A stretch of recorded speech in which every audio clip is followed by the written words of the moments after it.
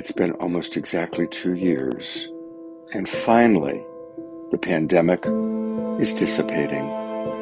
We made our choices, we learned our lessons, and it's a new dawn. And it's a new season for the year 2022, and a new time for all of us to embrace new life, new opportunities, new abundance.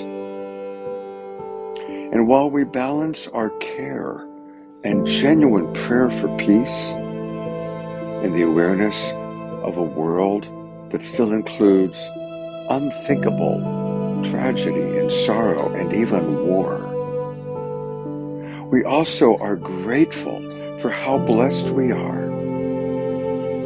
And so let us use this spring of 2022 to take everything that we've learned, clear the past, and move forward in gratitude for the freedom that we have, for the blessings of our lives, for the opportunity to come together again in community, online, and yes, in person. We are all part of the awakening world, and we all have the roles that we're playing as individuals and collectively. We are the imaginal cells finding each other to create a beautiful, incredible butterfly out of the old paradigm. So welcome to spring of 2022. Welcome to the awakening world. We come from the same source, a powerful love force. We're coming together, stronger than ever, not divided. We come from the same source, a powerful love force. We're coming together, hear the call, you are invited. We come from the same source, a powerful love force. Good morning, everybody. I am Love Coach Scott Katamas, and it is a beautiful, sacred Sunday morning. I want to welcome everybody who's coming in different ways. I want to welcome those of you in our Zoom room, and please, I see a lot of our friends, a lot of our regulars, and also some new names. Let us know where you are geographically. And today's big question is, what does sacred sexuality mean to you? And so whether you're in our Zoom room, whether you're watching on Facebook, on Unify, we want to know, what does that mean to you? I also really want to welcome everybody watching the replay, because we see that about half the people who end up watching this show watch the replay, and you're all welcome as well. If you are watching on YouTube channel or Facebook, come on into our Zoom room. It's easier for us to interact with you that way. We've got some wonderful presenters. And on Sunday mornings, we especially really enjoy interacting with our audience. And it's easy. Just go to globalpeacetribe.com, and register.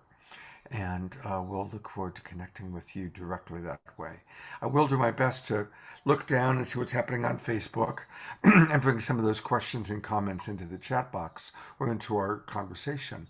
But it's easiest if you come on into the Zoom room. And speaking of in the Zoom room, I see Phyllis from the Big Island and Christine from British Columbia, Stephen from Alberta. He's one of our guests. And one is Mary, always appreciate that you're here, from Santa Rosa. Lynn and Leaf, and a lot of our regulars, so welcome.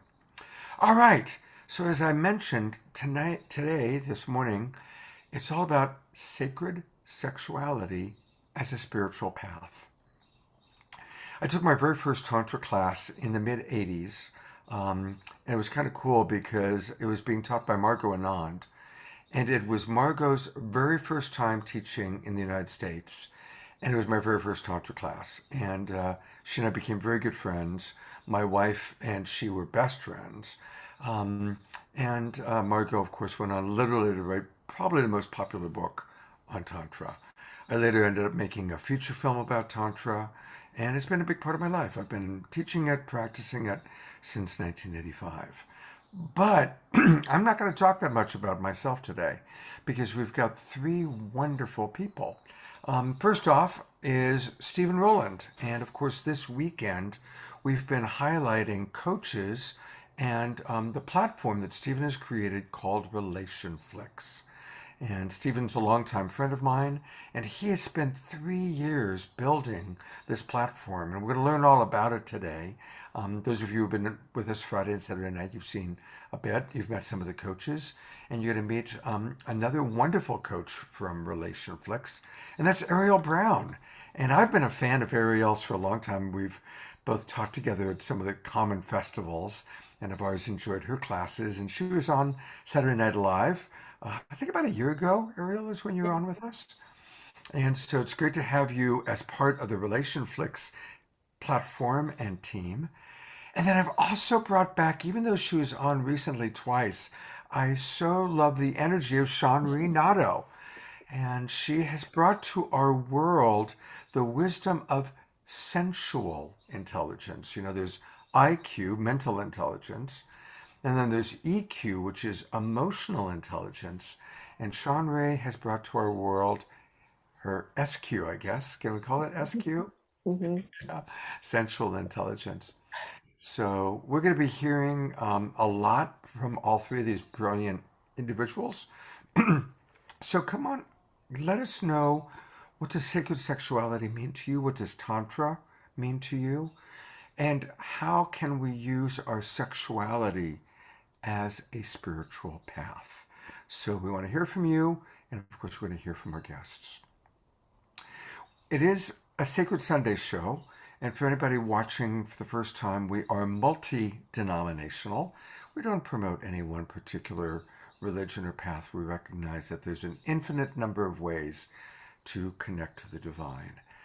But what we do encourage is that we can make anything sacred just by seeing the divinity within that person or that experience. And so I'm going to just invite us to drop in and slow down and maybe close our eyes, unless you're operating a motor vehicle. Let's just take some breaths together.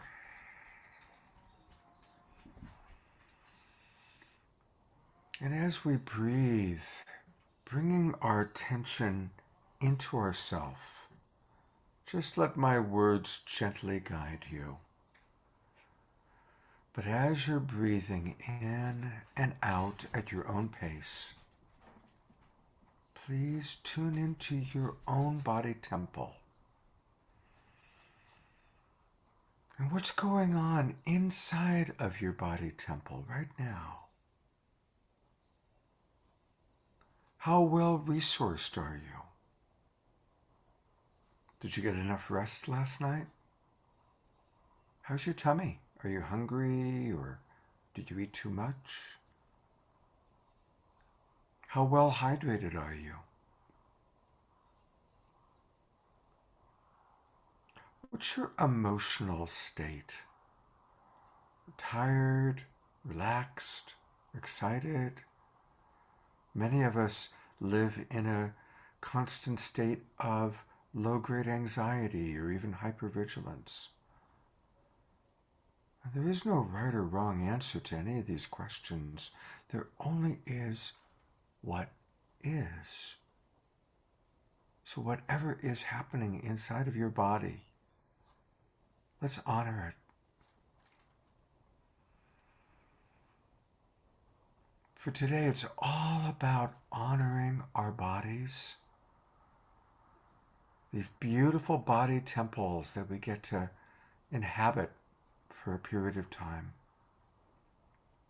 And we're going to learn some tips and tools and practices of how to celebrate and honor these bodies and to enjoy them even more fully. Let's conclude this little meditation by inviting you to remember a time in your life, and it could be recent or it could be in the past, when you learned something. Somebody said something, a teacher said something, or you read something in a book or in the paper or online, or you saw a meme, and you went, ah.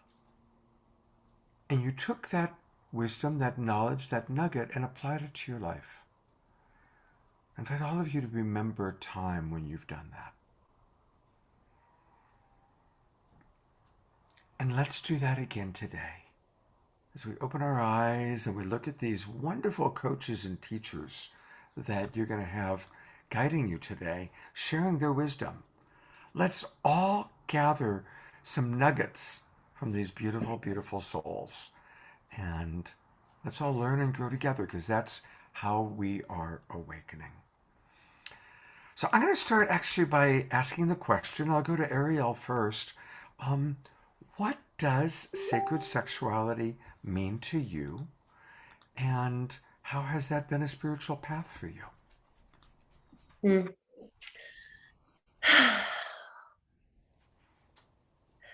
So to me, sacred sexuality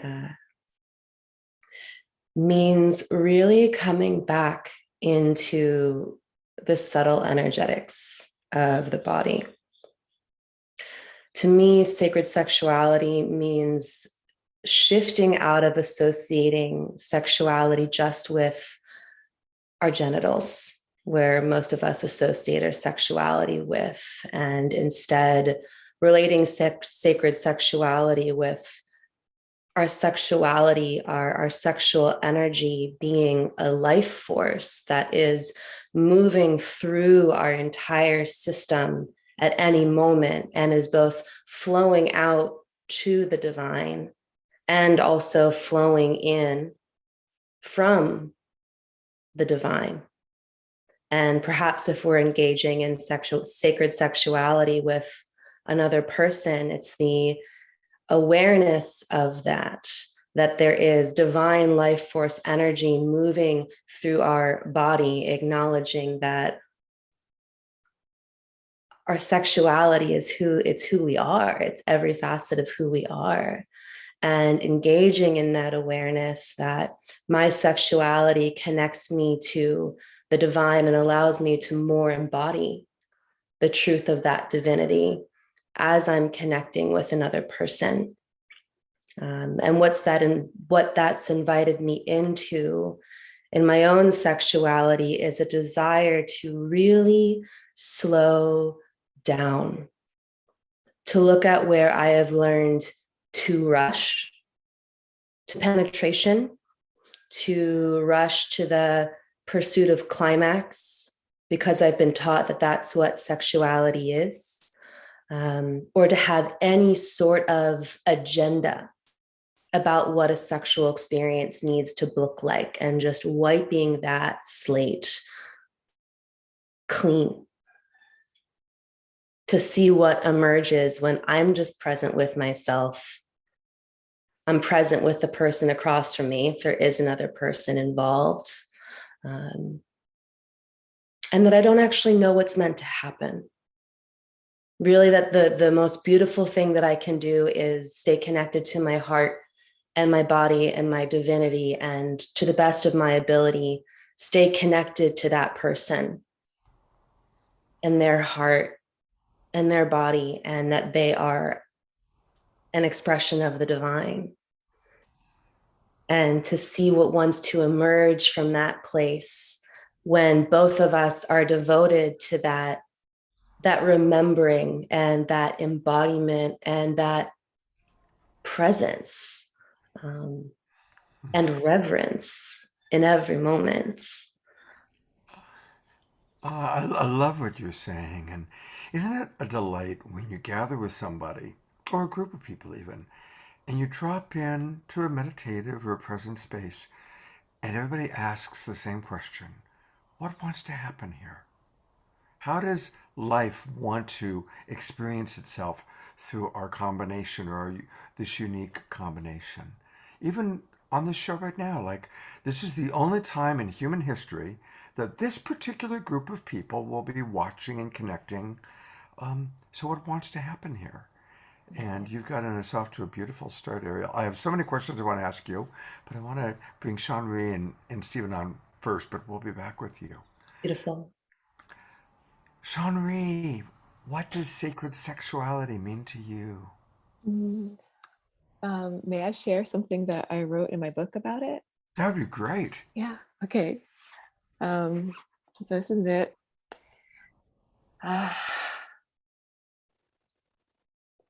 orgasm to every breath, to time and space, to life and death, to decay and birth, to horror and beauty, and to the perfection of everything as it is. It was love making and the creation of oneness, the ultimate union. My body expressed the pure divinity and sacredness of all of it. And ecstasy crested again and again and again and again through my being. The being of all of the world, all perfect and seamlessly, intricately woven into one. And that is what sacred sexuality is. It is like all of our bodies, all of our energies are deeply interwoven. And when our bodies connect with that and just feel that deep connection with everything, when we feel that oneness, that pure ecstatic bliss is what's sacred, and that also is what we are. Oh, I love that. That's so beautiful. So, since you brought it up, and we'll bring it up a couple times, that is her book. It's Sensual Intelligence, The Lost IQ. You can get it on Amazon. Just go to Amazon, put in Sensual Intelligence, and it pops right in. And I hope that you'll share more with us, maybe whether it's readings from the books or just sharing your own experience. It's so good to have you with us. Thank you so much. Good to be here. Thank you. Stephen, it's challenging after these two exquisite women. I don't know about you, but I'm feeling a little insecure almost. It's like, wow. What's the, and I know that I met you at a Tantra festival. That's where we first met. But please share with our audience, what does this mean to you, this topic? Yeah, it's something that's been screamingly alive for me for well over a decade now, and I'm happy to be here because I'm super passionate about it. To me, the core foundation of a sacred sexuality practice is the acknowledgement that the entire universe is inherently sexual in its nature. All of life happens, it bursts and blossoms and transforms and expresses with color because of sexuality at all levels of existence. Now I'm going to qualify that by saying what my definition of sexuality is. And that is an energy exchange between two or more positions. There's an energy interaction that creates more life, more beauty, more expansion, and more transformation. So that's my definition of sexuality. So when there's an exchange and a sort of energetic transaction, if we look at how the entire universe operates as a mechanism, we see that at all levels. You know, like some of the obvious examples are how the sun just completely blasts our planet with warmth and light. Like that's inherently sexual. It brings forward life and beauty and magic and transformation on the planet, and perhaps deeper levels that we don't even know yet. Even something as mundane as a debit card transaction. You know, you stick your debit or credit card into the slot, and there's like a penetrative quality to that, and there's an energy exchange that happens there, and then boom, something new after that moment occurs. Like life has changed as we know it in some way. Like even at the atomic level, there's an exchange between protons and electrons that are happening. There's a giving of energy and a receiving energy. The proton gives, the electron receives, and that exchange, that energy exchange, is called electromagnetism. And electromagnetism is the force that holds matter together. So quite literally, like this very sexual exchange, this giving and receiving energy that brings forth beauty and creation and transformation and magic, happens at the atomic level. We can look for examples of this at the most smallest and the biggest parts of the entire universe. So, like considering this, it brings forth the question of like, why is there so much shame and kind of withdraw and withhold and closure and contraction and fear around our sexuality, when it's actually something that's just so completely fundamental to our entire existence? Like when we look at it in that frame, it's almost like preposterous that we have these closures and contractions, and yet here they are. So for me, sacred sexuality practice is completely about, and I'm going to kind of tag team with Ariel here and what she said, piggyback a bit, and and even something that you said, Scott, is it's about like, to what degree can I get of my own way so that this beautiful expressive life force can move through me into life, into the world, or into another person, in a way where like I'm completely stepping aside and getting out of the way for the love of God to move through my body. And so, yeah, that's the practice. And it kind of starts with acknowledging that it's inherently sacred, looking at our blockages and saboteurs to being in the expression of that, and seeing how we can kind of chisel away those parts of ourselves so we can let the love of God come through. Stephen, you're amazing. I have been, as I said, around the Tantra Sacred Sexuality world for a long time. But I think you are absolutely the first and only person in history to connect sacred sexuality to an ATM machine and electromagnetic particles and the universe all within one thought. I love that. Good job, brother. Good job. All right, our comments are beginning to come in from our friends. I am going to read a couple of comments, and then I've got another question for all of our panelists here. I'm going to bring them back on so you can look at them for a minute. Nancy writes, "Thank you for reminding me that the sun is divinely sexy as the universe, sacred energy." Yes. And then Dorina, who I know is coming all the way from South America, I think Ecuador. Welcome, Dorina. Also, I noticed in Unify, we've got people coming from Holland, Canada. So we really do welcome the international flavor of our audience. Dorina writes, "Thank you for reclaiming the deeper meaning of sacred sexuality in divine feminine and masculine. For their overuse, especially in the New Age community, has somewhat diminished their powerful energy and transformational effect on our bodies, minds, hearts, and souls. And what can be more impactful in our journeys and our relationships?" So beautiful, Dorina, beautiful. Tantra literally means to weave. And we've kind of heard some of that, in what we've already heard today, but just a reminder that in sacred sexuality, we are weaving our masculine and our feminine within ourselves, or we're weaving with each other, or we're weaving with life. And so my next question for each of you is, what's a practice for when you're alone? How do you weave, or if you wish, merge or dance or experience your own sexuality with divinity, with spirit, with whatever you wish to call it? And I'll go in the same order again. So Ariel, I'm going to put the spotlight on you.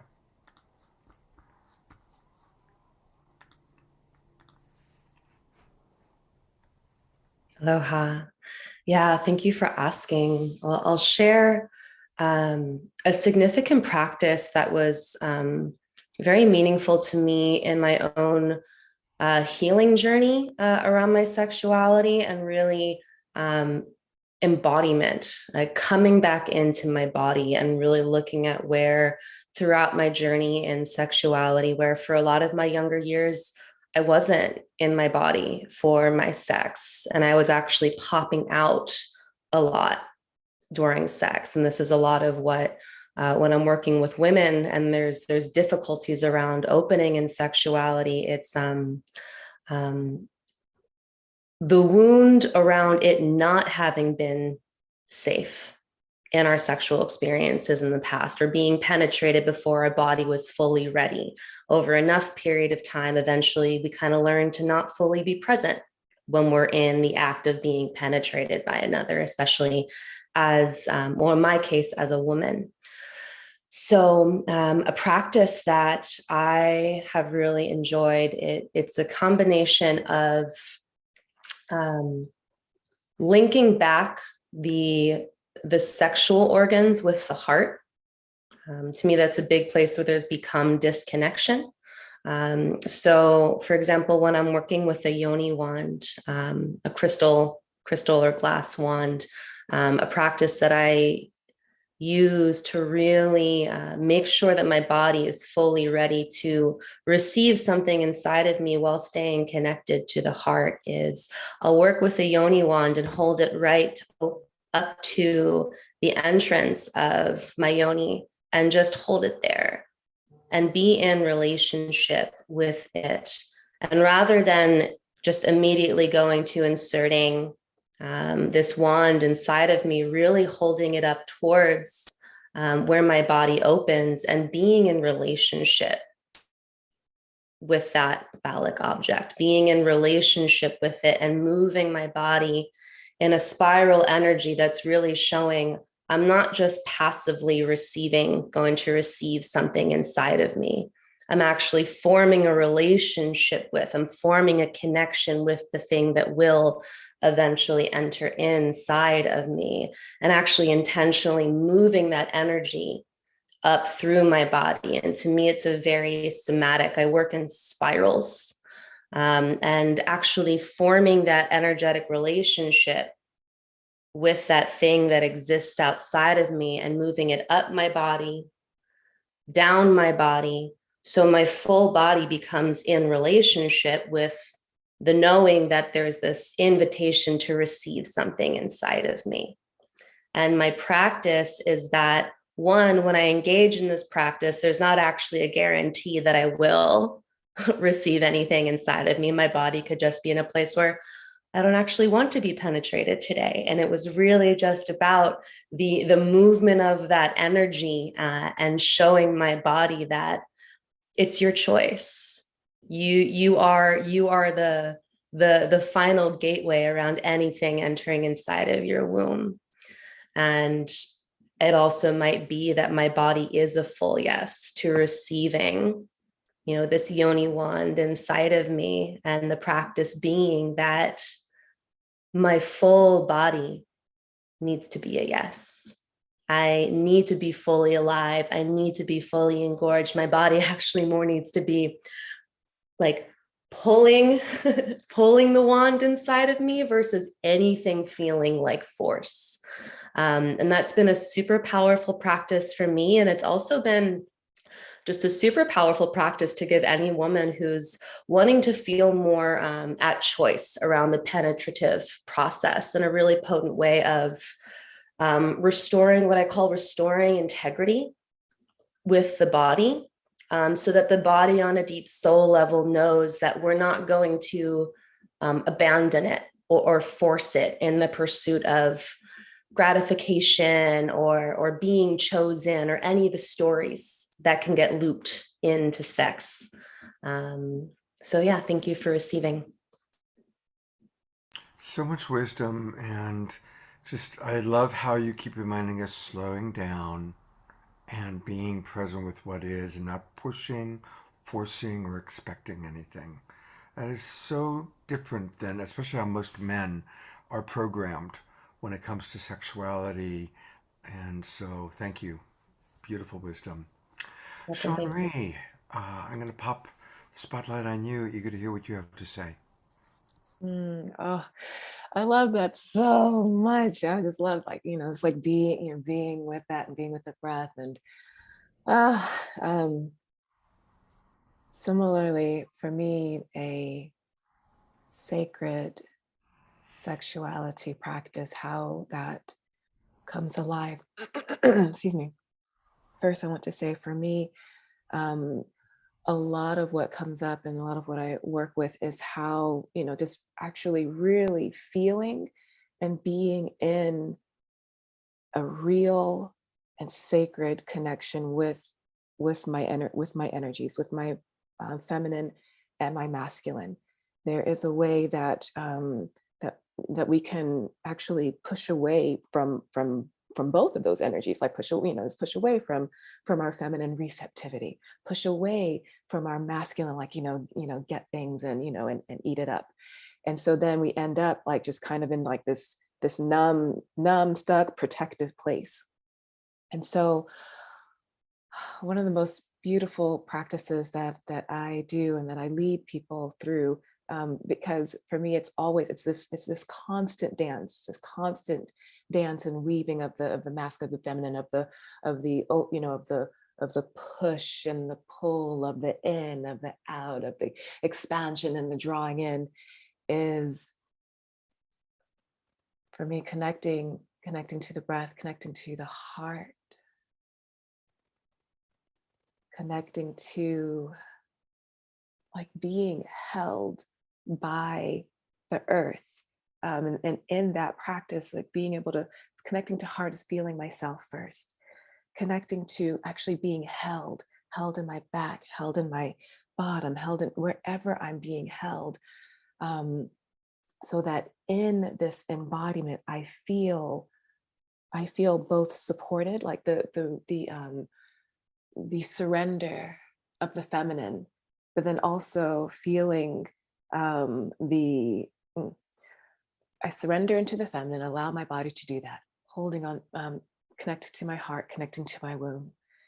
And then as I breathe, allowing the breath to go through, allowing the body to move with the breath, whether it is an undulation, whether it is a spiral, whether it is a stretching. As I surrender more and more, I open to the trust of then my masculine coming in. And my masculine can only come in because I have surrendered.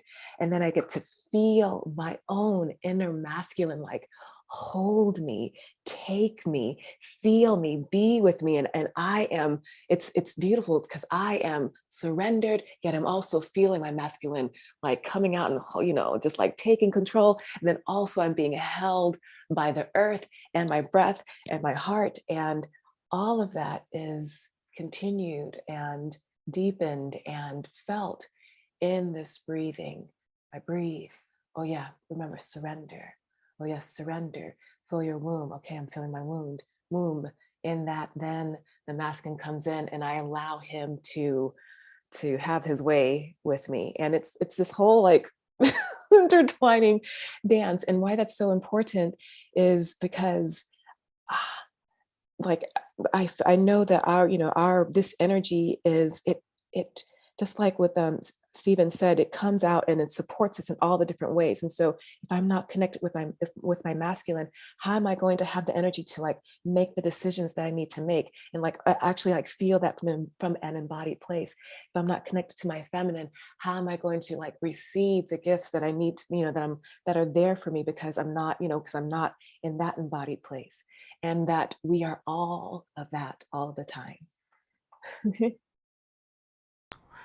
I'm getting out my magic wand because I have a fantasy. And my fantasy is that you would teach sexuality in junior high school. If every teenager that as they're coming of age could hear what you just shared, right? If that could be the introduction to a teenager's experience of sexuality, how healthy our world would be. That is beautiful, absolutely beautiful and poetic and great truth, because ideally the masculine learns to make it safe for the feminine to receive. That is our job. And we're not taught that as teenagers. We're not taught that as boys, and so God bless you. Thank you. That was brilliant. Just brilliant. I'm so grateful that Steve Roland is here because I don't know who else could follow that. Yeah, so a practice at home to engage in sacred sexuality. For me, I'm reminded of the Rumi quote. It's not our task to seek love, but to find and dismantle all the barriers that we've built up against it. And like for me, that's really it. It's like at our core, it's like this gorgeous divine architect and magician has designed these beautiful masterpieces that are the human body in a variety of different ways. And like, so inherently, like we're made of divine magic. It's who we are. And so like I get like what I said earlier was like it's really about looking at like what are the resistances to that, like what withholds us and blocks us from doing that. And practice kind of in that realm that I really enjoy is just simply feeling the body and what's going on there. I'll use some yogic and tantric language, and that's the paying attention to how our energy, our prana shakti, our life force energy is moving through our body, and specifically through the nadi channels. Like our energy channels in our body behave similar to how a garden hose behaves. You know, if it's smooth and free flowing, it just smooths nice and easily. Everything flows nice and easily. But if there's a kink somewhere, boom, there's a buildup and a block, and that creates tension. And the more pressure that builds up, the more amplified that tension can get. And so really that's the practice for me, is like just constantly paying attention to where's there tension in the body. And just like right, and that even right where the rubber meets the road is like, how's your belly feel right now?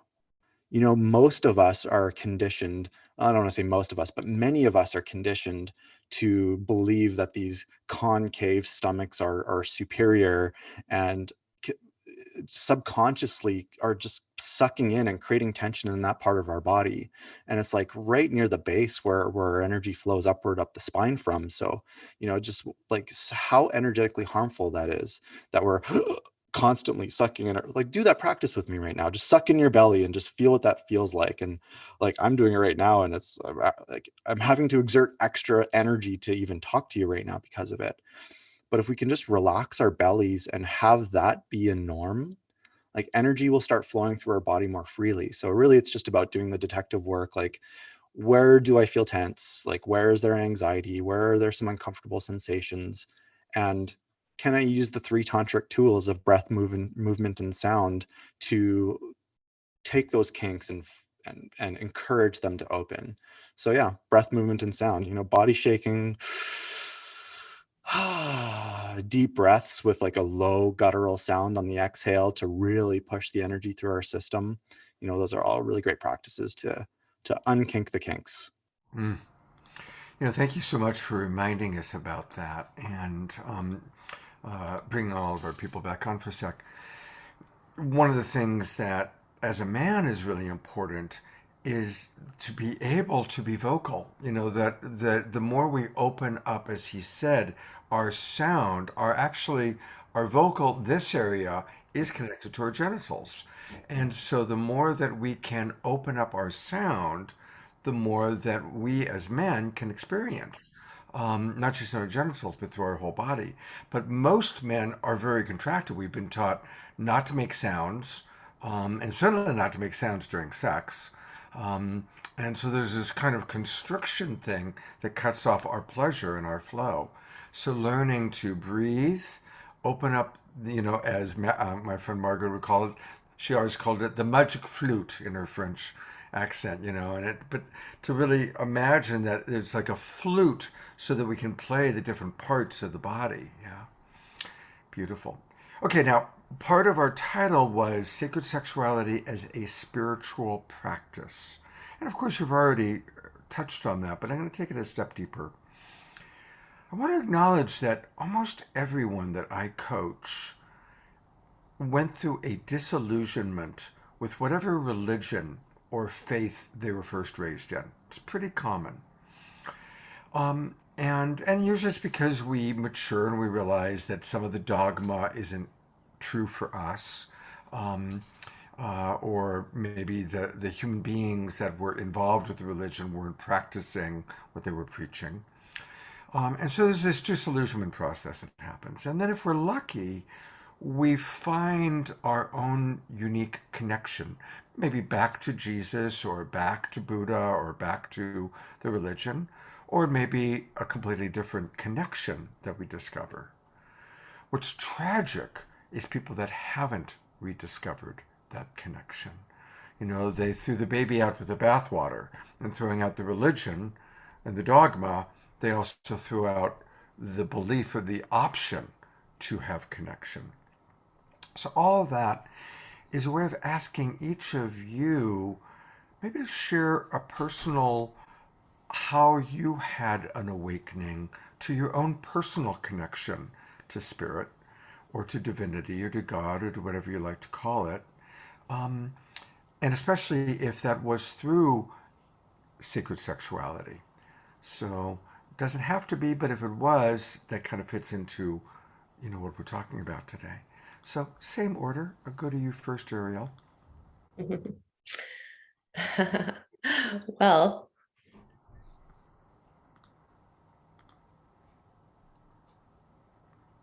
when I reflect on what really so I'm Jewish, and I grew up probably the least religious in my private Jewish elementary school. My parents wanted me to go to a private Jewish elementary school because we were living in a neighborhood that didn't have a great school and actually didn't like Jewish people very much. And I remember I got to this point maybe in second or third grade where I only talked to God when I needed something trivial. Like I would remember when I couldn't find the remote control, I'd say, please, God, show me where the remote control is. And I remember like, okay, there's something a little off here, that this is the only time that I'm really speaking to God. And, in high school, I was always interested in psychology and understanding the human condition. And when I reflect on what really connected me back to spirituality, it really began when I moved out to California. And a sister of mine, I was living in Fairfax, California at the time, and I wasn't that into hiking. I just looked at hiking as exercise outdoors, which didn't sound very fun to me. And I remember a sister of mine at the time really introduced me into nature as magic, that nature is actually a pathway towards connecting with the divine.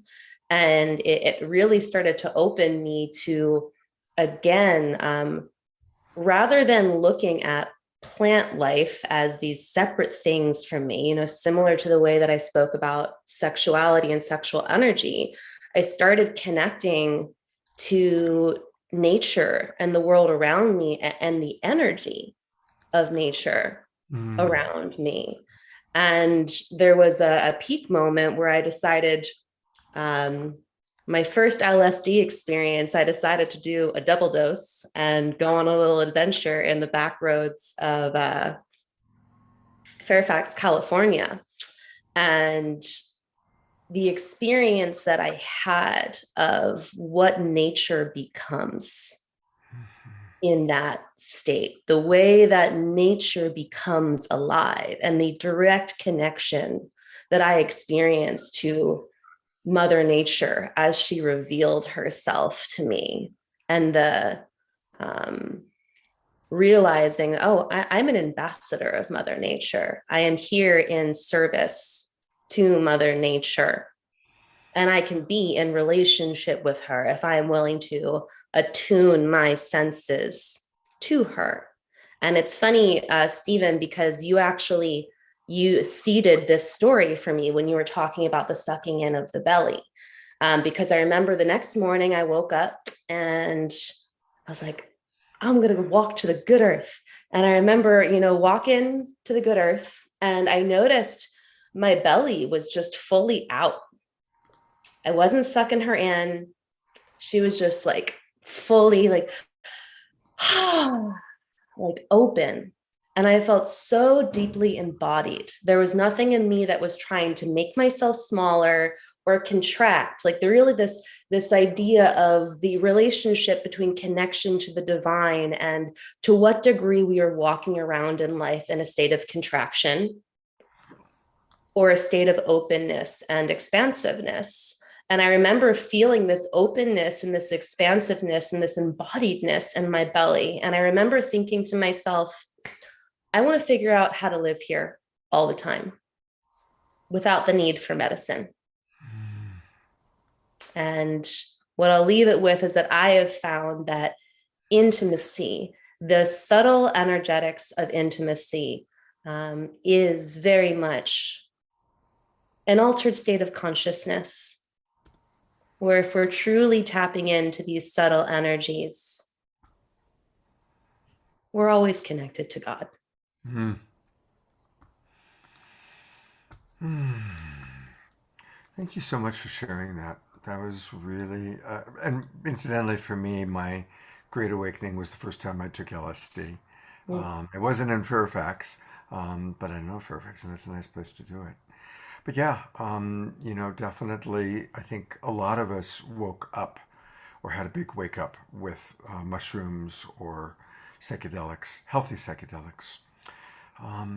Sean Ree, eager to hear what you have to, your inevitably poetic sharing. Yeah, how did I connect or reconnect to spirit? Yeah. So I grew up in a religious household, it's Christianity, and I'm in the South, in Arkansas. So I had all the things. Wow. There's not touch. Anything about sex was a sin. That's what I grew up with. And I was a very curious person. I was very curious about sex, the body, touching, and I found what's really funny is like I found my family's porn. I found my dad's porn. So I'm sitting here watching it and being like super fascinated and also confused and thinking. And I always thought that I was going to hell. I was like, I'm going to hell because I am watching these things. I mean, I just knew I was. And I remember like one time it was on VHS tapes. I remember I watched it and then I just felt so engulfed with shame and terror and like I'm going to hell that I got a baseball bat and smashed it because I was just like I needed to keep myself away from temptation. And so that was like how I experienced my body. That was how I experienced like how I experienced my body, let alone sensuality or sexuality. And then one day when I was 17, I was in this program and this man, his name was Mr. Lovelace or something like that, I don't remember. And he said something that completely changed my life. He said that God is in everything. And like I had full body, like even when I say it now, full body shivers. Because it suddenly, I mean, and because there's in me, I always felt like there was something off. I mean, I was like, how can God punish all these people? What if they don't know God? Why is it their fault for not getting the information? Why is there even hell? If God is love, then why are people even being punished and going to hell? And so and so for me internally, I always felt this confusion and also saw how people acted. And so when I heard this, that God is in everything changed, and I was able to feel God in everything, able to open up to that possibility. And I think that that's also why, when I speak about sacred sexuality and when I experience it, like I shared in the book, I experience God. I experience the perfection of everything because God is in everything. My body experiences that. My soul experiences that. When I'm with nature, I experience that. It was like when he said that, it was permission for me to actually dive into what I already knew. I already knew it, but I was being taught to separate from it. And so that's my could reconnect to spirituality and God. Wow. First of all, I just want to, I did not know your history. And what an incredible life journey. From Arkansas, thinking you're going to go to hell because you watched your dad's video porn, to being such a beautiful leader in helping us to really connect and really understand. And I love that your awakening was when you heard the deep truth that God is in everything and everything is in God. That is so beautiful. You know what? I feel inspired. We're going to get to Stephen in a moment, but I feel inspired to share with you something, Shanri. You can take this and use it. And of course, for everybody watching. We've had Deepak Chopra on our shows, and Deepak has a really fascinating thing that he points out.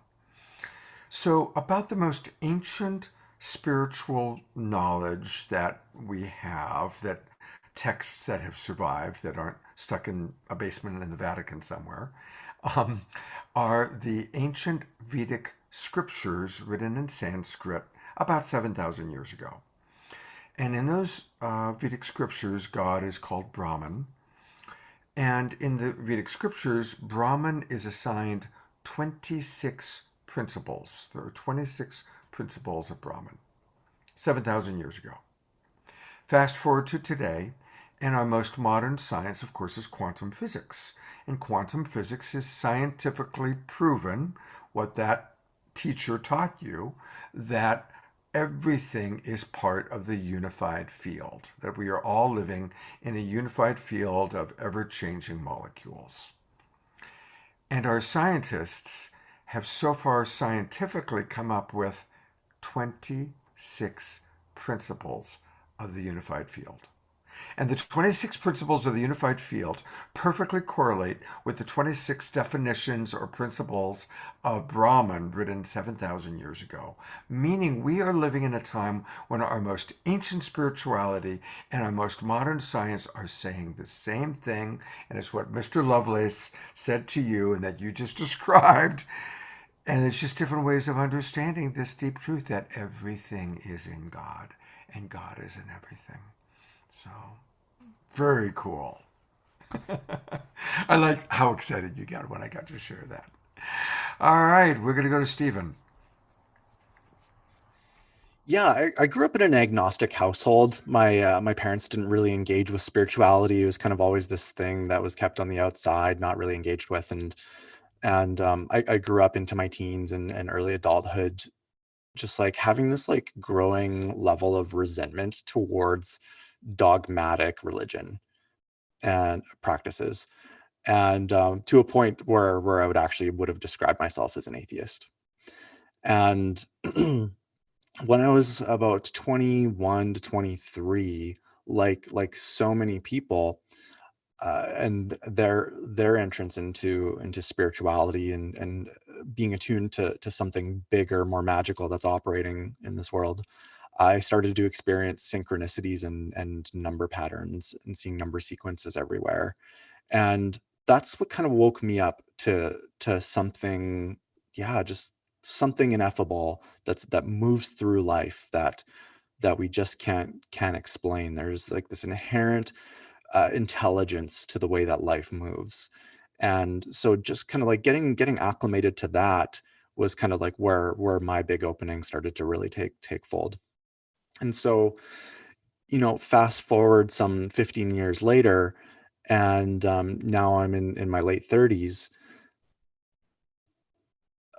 I kind of have this like blessing and a curse of being a Gemini, and that's like the twin dynamic where we can kind of see both perspectives a little bit. And now I kind of have this life practice of not really throwing the baby out with the bathwater, so to speak. So what that means for me in this context is like, I still have a complete lack of taste for dogmatic oppression. And I think that's where like this growing movement of resistance over the last 5-6 decades is really birthed from is the oppressive qualities of spirituality that have been there. And I think like at an intuitive level, many of us understand that spirituality is actually a pathway to more freedom and liberation. And so if there's something that imposes less freedom and liberation onto us, it's inherently not a spiritual practice. I think at an intuitive level, a lot of us get that. And however, I was at this non-denominational spiritual church on the Big Island several years ago on a Sunday, and this one guy says, "I look at sin as self-indulgent nonsense." And like a light bulb went off for me, and it's like, there's certain parts of all religions that have like such massive value, and I think if we like have an objective look at all of them, a lot of them are actually talking about the same thing, just with different language, with a different figurehead. And yeah, I really enjoyed that frame of self-indulgent nonsense, and to kind of get into the weeds with that, it's like, I'm going to qualify what I'm saying with another experience that I had, who's someone who identifies as Catholic, like proudly Catholic. And they told me about a story once where they were contemplating the nature of sin. And a friend of theirs calls her up and like, "Oh, hey, how you doing? What are you up to right now?" And she responds, "Contemplating the nature of sin." And the friend responds, "Wow, that's so depressing." And this person replies, "Actually, it's really not. It's really quite liberating, because I look at sin as the way that we show up in harmful ways that move us further away from our spirituality and further away from God." And so actually looking at where do we sin, and pardon the use of that language if it's a turnoff for some of you, as I'm imagining it might be, but I think that's super meaningful. It's like, where do we go into self-indulgent nonsense and go into like addictive, self-destructive behaviors that sabotage our physical, mental, emotional, and spiritual wellness, and actually further restrict us from our capacity to be in complete unity and rapport and attunement with the Great Spirit. So I think that's worthwhile. So yeah, that's where I'll land, is like, I think there's treasure in all of it. And it's what a gorgeous opportunity we have in our modern times to be more empowered than ever to be able to discern what's a fit for us and what's not. Passing the talking stick. Well, on the topic of sin, something that I always like to think about is that sin is originally an archery term that means to miss the mark. So when we sin, it's not that we're bad or evil or any of that nonsense, but we missed the mark of our own values, right? When we have hurt somebody, we missed the mark, because our true value, our true nature, is to be kind and to contribute to the well-being of others. So I like that way of thinking of sin as well. But self-indulgent nonsense definitely is a good one. Actually, I'm going to tack in one more thing if I can. Please. One thing that I really loved that I heard from one of my spiritual teachers is that, like, the difference between the narrative of dogmatic Christianity and a spiritual tradition like Hinduism, where there's a narrative in dogmatic Christianity that's some flavor of, you're a sinner. Everyone is inherently a sinner. And that's internalized to mean that everyone is bad and does bad things. And the common narrative in Hinduism, actually the first line of the very first scripture says that we're all God, period, full stop. And so there's just such this tremendous difference and contrast between, like, we're all sinners and we're all bad versus we're actually all divine and holy. So I just think that's an interesting thing to look at. Absolutely. Stephen, while I've got you on, we are going to talk about relation flicks. So I want to invite everybody now to, whether you're watching at home, watching on Zoom, or watching the replay, to go to relationflix.com. Relationflix.com. And this is Stephen's baby that he has spent 3 years building, where he has brought on amazing coaches. And he's offering a 14-day free trial. So for most of you, you're going to click 14-day free trial, but I'm going to go ahead and sign in because I want to show you what he has created, because it is amazing. There are coaches like you've seen, Ariel, oh come on, this should be in, there we go. Ariel Brown, and myself. I've done entire courses that Stephen has filmed. Sheza, who you've seen on our shows before. Arika, who was on last night and is wonderful. There's Ariel right there. And look at all these videos that he has. There's Trish. Of course, you've all seen Trish. She's my teaching partner every Friday night. Mike Brown is brilliant. There's Stephen. He's a great coach. Paul Sterling, he was on our show last night. He's my roommate. Dolphin, his partner. all of these different topics on intimacy, sexuality, dating, romance, communication, conflict resolution, attachment theory and psychology, personal development. It goes on and on. All of this is available free of charge for 14 days. And then after that, it is ridiculously inexpensive. So I want to encourage everyone to go to relationflix.com now, like as I'm talking, and get your 14-day free trial and start looking at all these amazing videos. They're going to help you with your relationships. Whatever question you might have, you're probably going to be able to find the answer from one of these amazing teachers. And so that's my initial thoughts. And Stephen, of course, I want to open it up to you, or also Ariel, because Ariel, you're an important part of RelationFlix. So anything that either of you want to add about this? Sure. Yeah. Thank you, Scott. I actually just put a coupon code in the Zoom chat box there. It's Awakening World, just Awakening World, all lowercase, no spaces. And it's a coupon code for your first 3 months at 50% off if you sign up for the monthly. Wow. And the monthly subscription is $15 a month. And if you want to sign up for a year, you'll actually get 2 months for free at $149 for an annual. So if you want to go for the monthly and just try it out, there's a 50% off coupon code for your first 3 months. Just enter that at checkout. Make sure you select the monthly subscription model offering. Great. Thank you. Yeah. And I'd love to share just a little appreciation as well. Please. Yeah. I mean, first of all, I just want to celebrate that, working with Steve and Dolphin has been such a pleasure. I feel so honored by them in the creation process. I can feel such their deep reverence and respect for the people that they're bringing in to the RelationFlix platform. The quality of the content for the price, it's kind of amazing. And what I love about just the energy of RelationFlix is there's so much open-mindedness.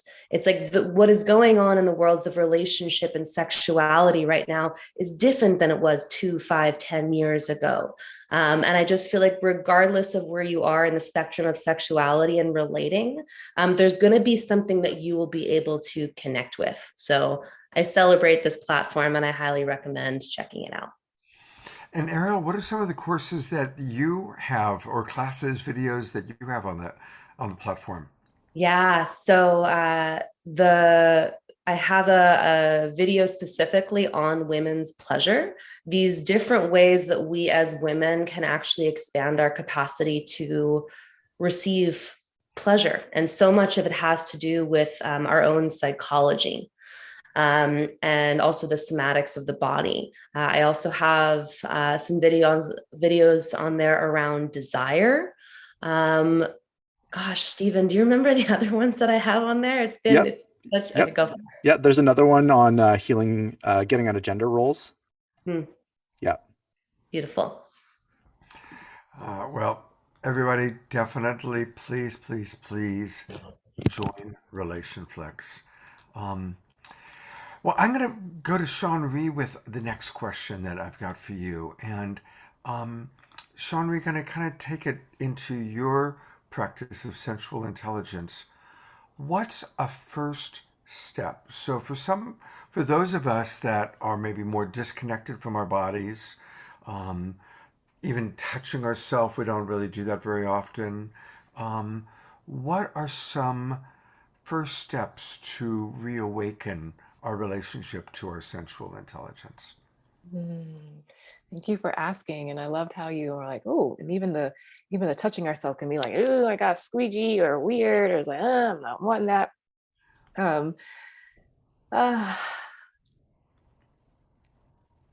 The first thing, one thing that's very interesting, I just thought of it right now, is with the breath. With our breathing, we are literally always touching ourselves. When we breathe in, that air, or we are being touched by the cool air going into the nose, down the throat, into the chest and the belly. And so the very first thing that I would suggest is to take a moment to actually really feel your breathing as the gift that it is. Paying attention, cool, cool, cool, cool. And then knowing that when your breath comes out, it is hot because that is your energy.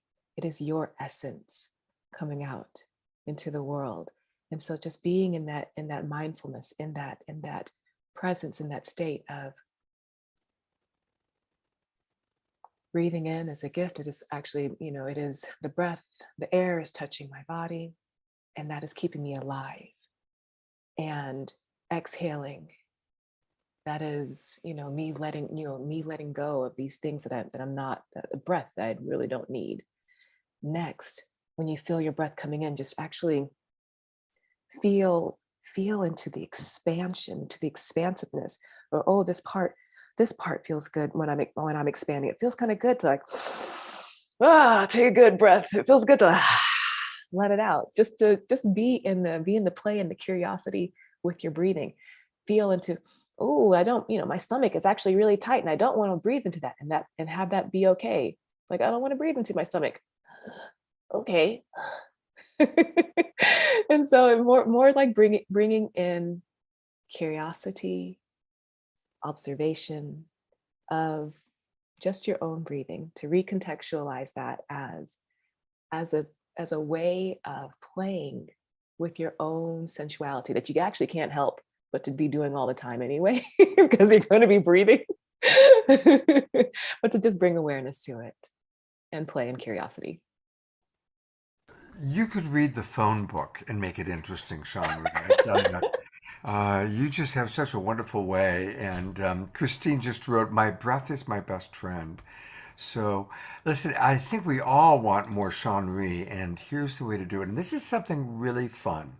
So, everybody pay attention. Go to her website, shawnree.com, SHAWNREY.com, and take her Sensuality IQ tip quiz. I've done it a couple times now, and it's really fun. So we'll take it all together. You'll learn a little bit about Scott. So I am returning. And then you go through and you answer these questions. I'll just do the first one, and then you get a sense of them.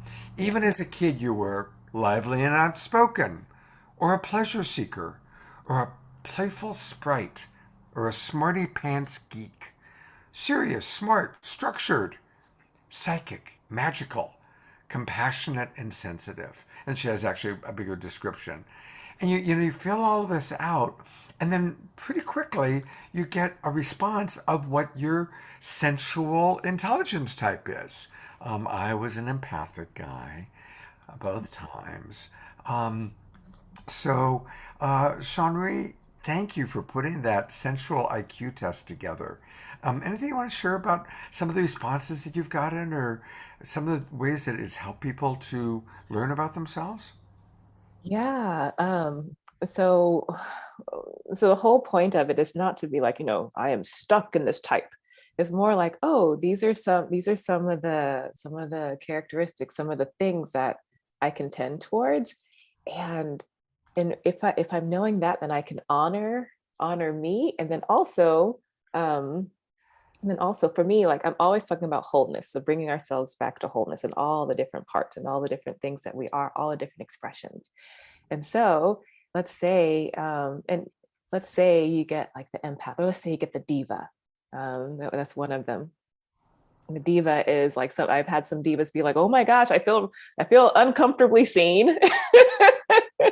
Because like I do have like more passion, more fire. And sometimes when that does come out, it does sometimes, push away, or sometimes I do like jump in really quickly. And then but what I'm really wanting is to be held, and to be, to be seen, to be, to be held in my too muchness, or to be, to be played with in my, in my bigness, or also to like be in my softness.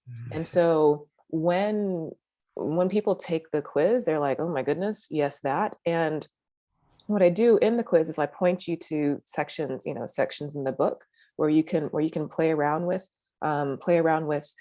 creating a more sense of wholeness, a more sense of wholeness in your expression. And so I'll go back, like for the diva, I'll be like, oh, here's like, that fire is beautiful. The fire that you are is wonderful. Think of your fire as a sempira. Sempira is a Ugandan word for a fire that's created for constructive purposes. And so if you feel into your fire, as that, and have a relationship with it, so that you can dance with your fire rather than having to be like doing all the things, then you get to really deepen into yourself. Another chapter I would like suggest for like the diva would be the chapter on peace. And that one is like, okay, how can you really use, how can you discover your fluidity, your softness, but in a way that is yummy for you. It's not to force. It's not to be like, okay, you must become all soft and fluid. It's like, no, you get to become your diva way of being soft and fluid, because that is your sensual intelligence interfacing with the intelligences of our other sensual expressions. So yeah, that's kind of what happens. It's like it's more to be a reference point rather than a diagnostic tool. Beautiful. Thank you so much for just doing everything you do with so much love and so much joyfulness. And really, I think that you have a great career ahead of you, because your wisdom and the way you express yourself is so alive and so juicy. I'm really grateful that we got to know you early on, as we're going to watch you become this best-selling author and Oprah's best friend, and God knows what you've got down the line. Good stuff. Good stuff. Well, Ariel Brown, I'm coming to you, because I'd love for people, of course, we're winding down. We're kind of in our final minutes here. What else would you like people to know about your practice? And I'll actually go to your website. Her website is her name, so it's very easy. Ariel Brown, and she spells her first name Arielle, arielbrown.com. And so I love this, the art of having what you want. So let's just start there. What are some tips for having what you want? Beautiful. So when people enter into my work, whether it's as an individual or as a couple, the main place that we often start is the person's relationship to their own desire. And what I find is that many of us have a complex relationship to desire, and that can very much relate to sin and conditioning around religion. So in that 4-part video series, what we're starting to do is look at the underlying connections that exist between, for example, your relationship to desire and your relationship to your own personal power, or your relationship to desire and your relationship to your own personal boundaries, your relationship to desire and your relationship to trust of yourself, trust of life, and trust of other. And finally, the relationship between desire and fear. Because what tends to reveal itself is that when we tap into the true essence of what our soul desires, it often tends to be the thing that our ego and our personality most fears, because it requires us to become something entirely different than we've known ourselves to be. So I love working with people at that edge of what we most desire and what we most fear, to help ourselves become available to receiving what it is that we truly want in love and in life. Beautiful. So what's an example of when somebody comes along and they get in touch with what they really, really long for, and you help them get in touch with what the fear or the block is to get in the way? Then what happens in your practice or your process? So a lot of this is really about learning how to hold compassionate space for the self when fear or self-judgment arises. I was speaking earlier on about the relationship between contraction in the body versus expansiveness in the body.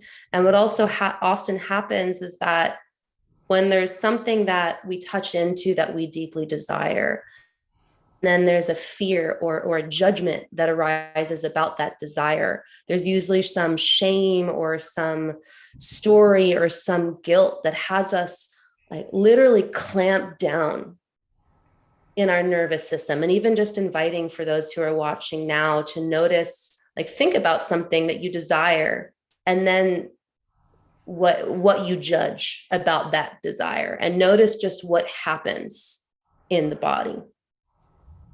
When we go into this state of self-judgment or shame or shutting down, we're actually, I look at it like it's a tin can, like we're crushing the tin can of our energetic nervous system.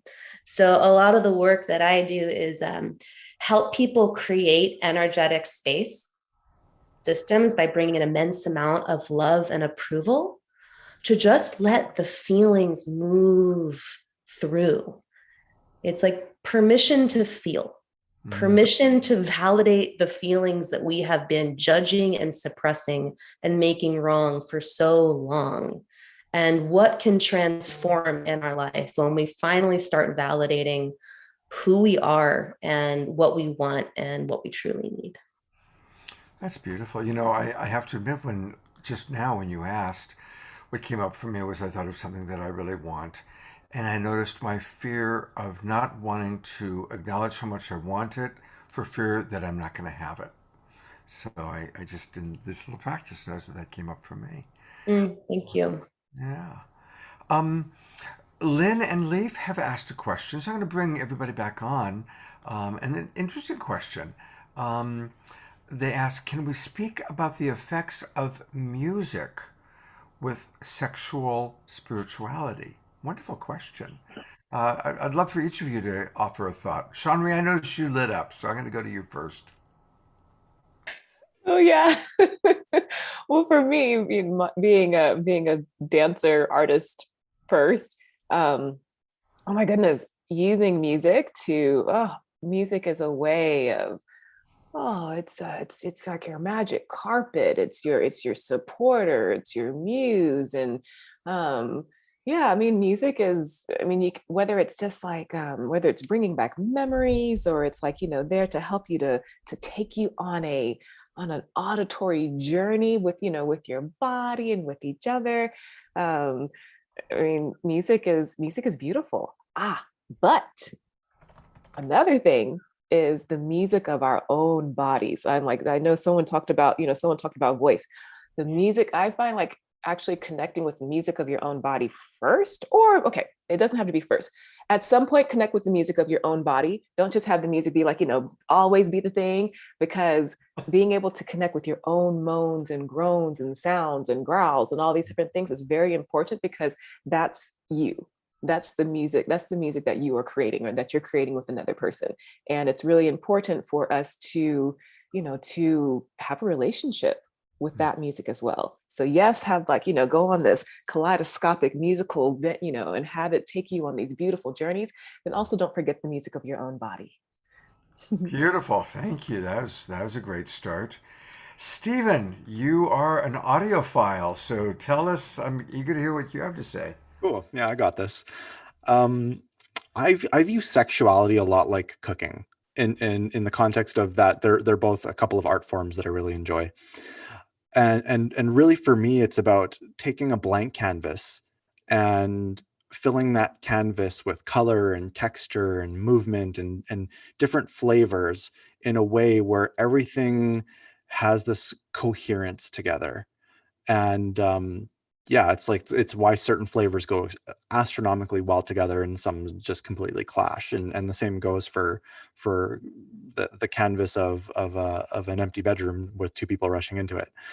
So yeah, I think, like, just to bottom line it, I like to weave the tantric principles of Shiva and Shakti, and the belief system in tantric philosophy is that Shiva is the empty space of the cosmos, and Shakti, the divine feminine, is the expression of life and color and light throughout that empty space.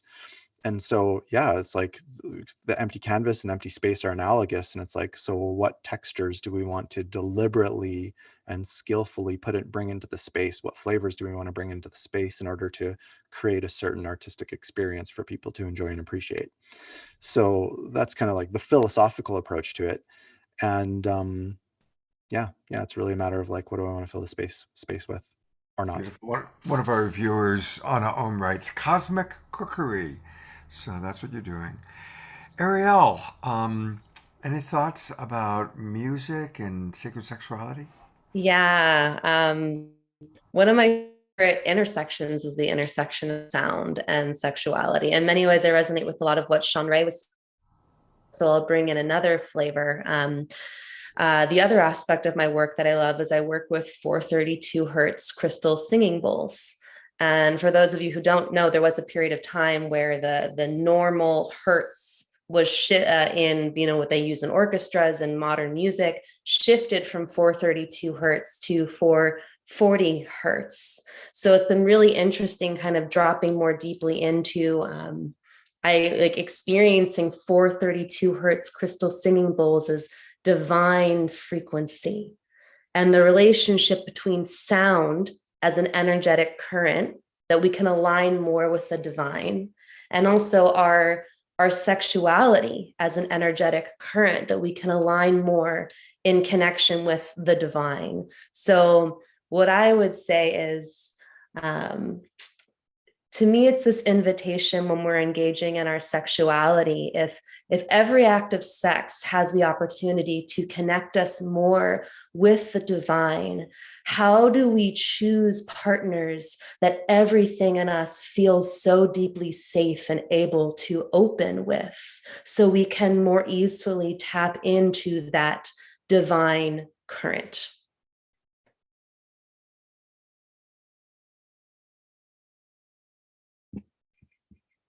I'm complete. I was speaking and I didn't realize I was muted. One of the things that you just said that reminds me is that discernment is so important. And Yogananda spoke of how discernment is one of the last lessons of master souls. I'm going to bring all of our friends on and just a few final announcements. And I just want to remind everybody where to go. So, of course, for Relation Flicks, go to the website, Relation Flicks. And if you haven't already either gotten the incredible offer he's giving with the Awakening World coupon code, or at least get your 14-day free trial. And Stephen, I love working with you, and thank you so much. It's been really, really, really fun. A reminder again to go to Ariel Brown's website, and it's her name, Ariel Brown, Arielle, Brown.com. My mother's name was Ariel, by the way. And then, of course, take the quiz. Take the quiz from Sean Rhee. It's so much fun. And again, that's at SeanRhee.com. It's her name, Sean Rhee, just her first name, and take that quiz, ShawnRey.com. I also want to let people know about a couple of other things. Next week, we've got a really fun show. I'm going to be collaborating with Ellen Steinfeld again, and our theme is science and quantum consciousness. We touched on that a little bit today. And we've got some amazing people, JJ and Desiree Hertok. He wrote The Keys of Enoch, which is like one of the most amazing, it's almost like the Bible of New Age awakening. Caroline Corey is going to join us. She is an incredible filmmaker who is tracking people's superpowers and how people's superpowers are taking place. And just a really wide variety of remarkable people. So that's going to be next Friday night, Saturday night. And then for the Sacred Sunday show, we're taking that theme a little bit further into how we can use quantum healing and transformation in our lives. So we're going to actually get into some specifics of how we can heal ourselves through quantum healing. So that's going to be next weekend.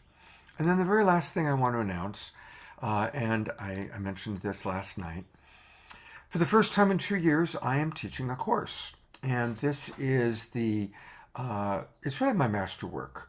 It's where I take everything that I've learned working with directly with Marshall Rosenberg and Tony Robbins and all the dozens of remarkable coaches and teachers I've had the opportunity to work with when I did all my television shows for 15 years.